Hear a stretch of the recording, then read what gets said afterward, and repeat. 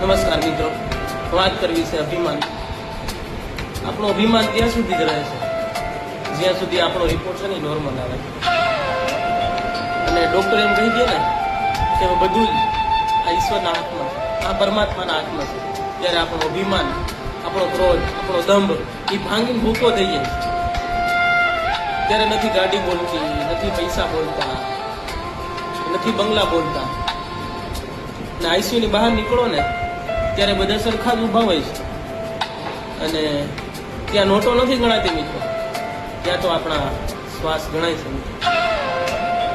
એટલે જ્યારે ઝટકો આવે છે ત્યારે સમજાઈ જાય છે કે આપણા પૃથ્વી ઉપરના માલિક નહીં પરંતુ એક મહેમાન હતા. એટલે જીવનની અંદર કામ, ક્રોધ, લોભ, અભિમાન, દમ, ખાસ કરીને અભિમાનને છોડી દેવું. કેમ કે તમે અહીંના માલિક નથી, તમે એક મહેમાન છો. તો મારે તમારે આપણા જીવનમાંથી હંમેશા અભિમાનને છોડવું પડે. સરળ જીવન જીવવું, પ્રામાણિક જીવન જીવવું, અહિંસા, દયા, કરુણા, સહાનુભૂતિ આવા ગુણો હંમેશા જીવનની અંદર રાખો.